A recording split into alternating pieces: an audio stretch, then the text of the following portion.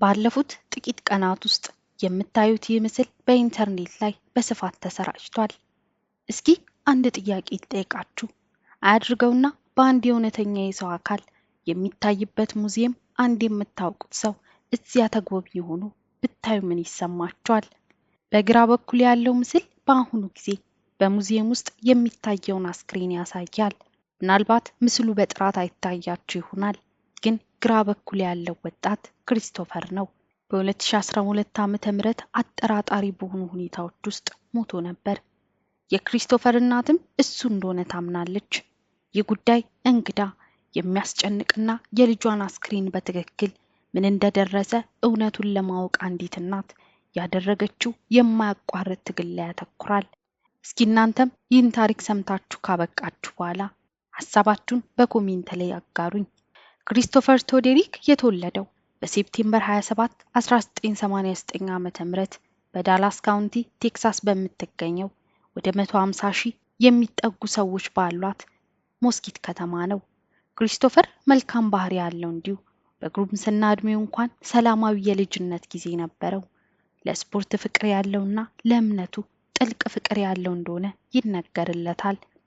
ክሪስቶፈር አዘውትሮ ወደ ቤተ ክርስቲያን ይሄድ ነበር።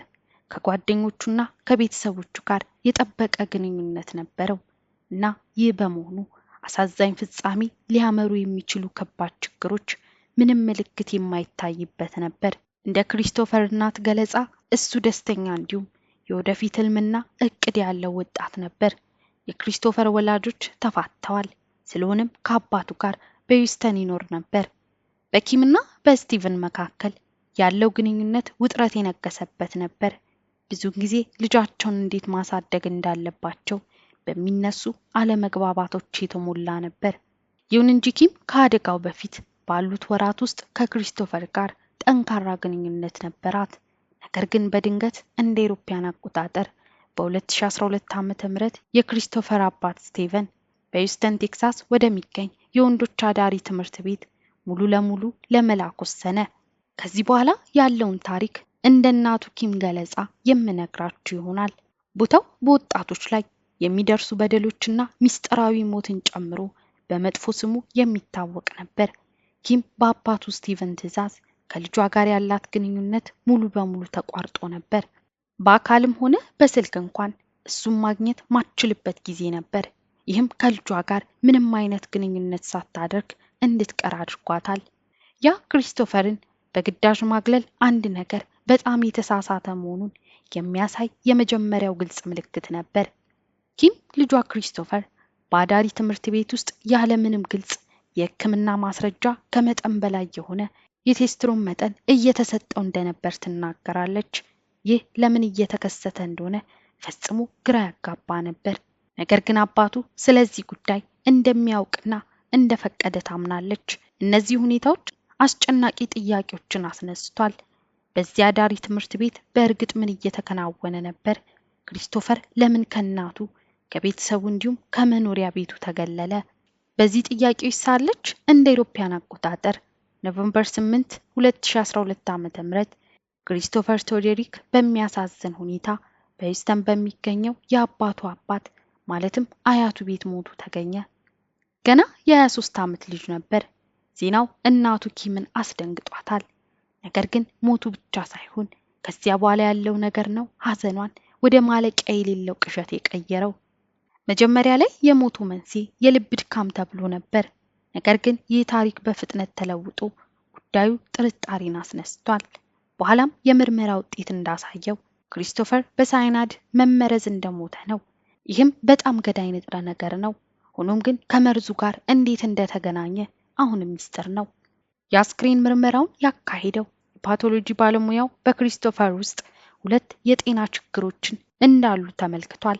አንደኛው የደም ስር መዛባትና ሌላኛው ደግሞ የክሪስቶፈር የቀኝ የልብ ደም ወሳጅ ቧንቧ ከአንድ ትልቅ ዋና የደም ስር ይልቅ 3 ትናንሽ ክፍተቶች ያሉት ያልተለመደ መዋቅር ነበረው ብሏል።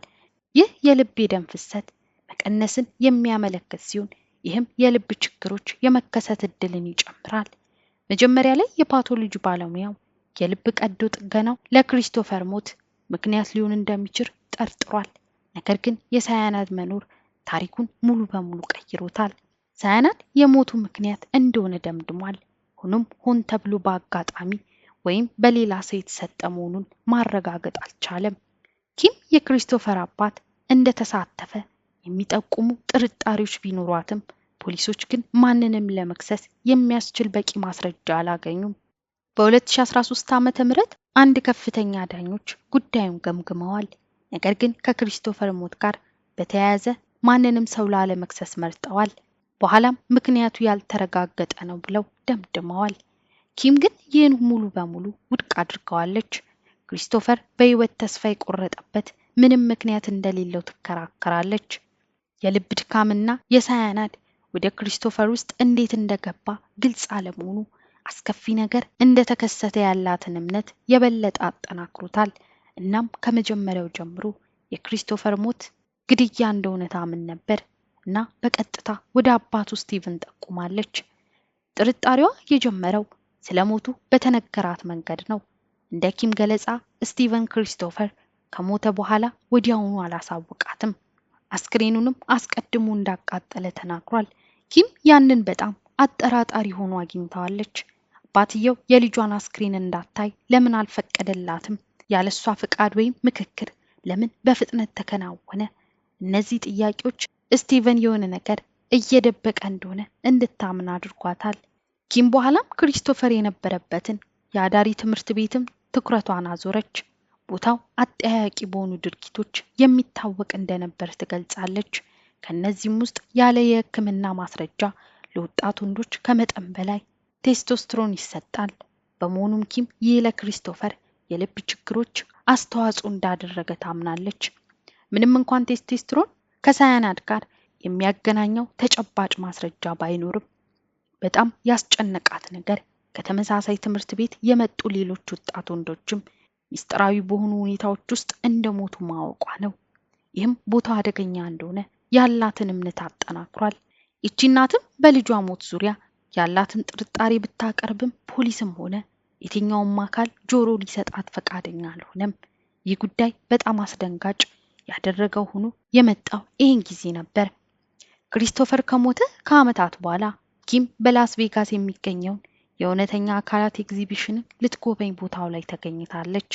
ይህም ለትምህርት ዓላማ እውነተኛ የሰው አካል የሚያሳይ ኤግዚቢሽን ነበር። በበርካታ ሀገሮች የተዘዋወረው ኤግዚቢሽኑ የሰውን አካል ለማሳየት እውነተኛ አካላትን በማሳየት በአወዛጋቢ አቀራረቡ ይታወቃል። ኪም በኤግዚቢሽን ውስጥ እየተዘዋወረች ባለበት ሰዓት በኤግዚቢሽኑ ቁጥር 27 ላይ ትኩረቷን ስቦ ቆመች። እዚያም የፕላስቲና ስክሪን በመስታወት ውስጥ ተቀምጦ ነበር። ያየችው ነገር አድርቆ አስቀራት። ኪም ያየችው ስክሪን ልጇ ክሪስቶፈር ቶዴሪክ መሆኑን ሙሉ በሙሉ እርግጠኛ ነች። ተመሳሳይነቱ የማይካድ ነው ትላለች። ቁመቱ፣ ክብደቱ፣ የፊት አወቃቀሩ፣ የቆዳ እጦት ቢኖረውም ክሪስቶፈርን በትክክል ይስማማዋል ትላለች። ኪም በጣም በተደናገጠ ሁኔታ በፍጥነት የክሪስቶፈርን ሁለት ፎቶች ወደ ሙዚየሙ አመጣች። አንዱን ከአስራዎቹ እድሜውና ሌላኛውን ከመሞቱ ጥቂት ቀደም ብሎ የተነሳው ነበር። ፎቶቹን ከፕላስቲና አካል ጋር አነጻጽራ የበለጠ እርግጠኛ ሆነች። በማህበራዊ ሚዲያ ላይ ኪም ምስሎችን አጋርታለች። ለተከታዮቿም ተመሳሳይነቶቹን ጠቁማለች። አንድ ተከታይ እንደተናገረው ንቅሳቶች ወይም የተወሰኑ ምልክቶች በፕላስቲና አካላት ላይ ለመለየት አስቸጋሪ ቢሆኑም ተመሳሳይነቱ ችላ ለማለት በጣም እንግዳ ነበር ብሏል። ኪም በቁጥር 27 ላይ ያለው ሰው ማን እንደሆነ ለማወቅ በኤግዚቢሽኑ ሰራተኞች መልስ ለማግኘት ሞከረች። ሆኖም ግን ለሟቹ አክብሮትና ሚስጥራዊነት ምክንያት ምንም መረጃ ሊያጋሩ እንደማይችሉ ነገሯት። ኪም ይበልጥ ይህንን አጠራጣሪ ሆኖ አግኝታዋለች። ኤግዚቢሽኑ እንደገለጸው አስክሬኖቹ በእውነት በፈቃደኝነት የተለገሱ ከሆነ የለጋሾቹን ስም ለምን አይገልጹም? ወይም ቢያንስ አስክሬኖቹ ከየት እንደመጡ ለምን አይናገሩም? በማለት እውነቱን ለማጋለጥ ቆርጣ ተነሳች። ኪም እነዚህን ጥያቄዎች ለማወቅ ወደ ኢንተርኔት ፊቷን አዞረች። የሬድ ቦዲስ ኤግዚቢሽን የቀድሞ ሰራተኞች ተብላ የተጠረጠረች ሰው በሚስጥር ፖስት ባደረገችው ላይ አስክሬኖቹን ማግኘት ሙሉ በሙሉ ህገወጥ እንደሆነ ገልጻለች። ሌላ ሰራተኛ ለቡድኑ አዲስ የሆነ ወጣት ከሰዓታት በኋላ ኪምን አነጋግሮ የሰራተኞቹ አባላት አስክሬኖቹ ከአጠራጣሪ ምንጮች እንደመጡ እንደሚያውቅ አረጋግጧል። ምንም እንኳን ተጨማሪ የሚያካፍላቸው ዝርዝሮች ባይኖሩትም ዋናው እንቅፋት አስክሬኖቹን ለመጠበቅ የሚውለው የፕላስቲንግ ሂደት ነው። በፕላስቲንግ ወቅት ኦርጋኒቲሾች በፖሊመሮች ይተካሉ። ይህም የዲኤንኤ ምርመራን እጅግ አስቸጋሪ ወይም የማይቻል ያደርገዋል።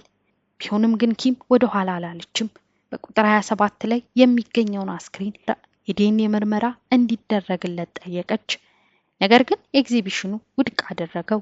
ሂደቱ እንዲህ አይነቱን ምርመራ የማይቻል እንዳደረገው ገልጿል። ግን ኪም ኤግዚቢሽኑ ሌላ የሚደብቅበት ምክንያት ከሌለው ቢያንስ ይፋዊ መግለጫ ማውጣት ወይም ከምርመራዋ ጋር መተባበር እንዳለበት መናገር ጀመረች። ከሪል ቦዲስ ኤግዚቢሽን የተሰማው ጸጥታ ተጨማሪ ጥርጣሬን አባብሶታል። ጉዳዩ በማህበራዊ ሚዲያና ሌሎች መድረኮች ላይ እያደገ በመምጣቱ የሚዲያ ሽፋን ቢኖርም ኤግዚቢሽኑ ለኪም ጥያቄዎች ምንም አይነት ምላሽ ለመስጠት ፍቃደኛ አልሆነም። ኪም ይህ ሁኔታ ቢያበሳጫትም ተስፋ ግን ለመቁረጥ አልፈለገችም። በቀጣይ ያደረገችው ነገር ኪም ለክሪስቶፈር አባት ስቲቨን በፌስቡክ ላይ መልስ እንዲሰጥ ጥያቄ አቀረበች። እሱም ምንም አይነት ምላሽ አልሰጥ ሲላት የክሪስቶፈርን ሞት እንደተጠቀመበት ከሰሰችው። የልጁን አስክሬን በላስ ቬጋስ ለሚካሄደው የሪል ቦዲስ ኤግዚቢሽን እንደሸጠ ጠቆመች። ኪም በተጨማሪም ስቲቨን በአዳሪ ትምህርት ቤት እያለ ከክሪስቶፈር ጋር ያላትን ግንኙነት ሙሉ በሙሉ እንዲያቋርጥ ማድረጉም ያላንዳች ምክንያት እንዳልሆነ ተናግራለች። ኪም ልጇን ህገወጥ ንጥረ ነገሮችን ወይም ሳያናይድን መጠቀሙን ሊያጸድቅ የሚችል ምንም ከባድ ችግር የሌለበት ወጣት እንደሆነ ገልጻለች።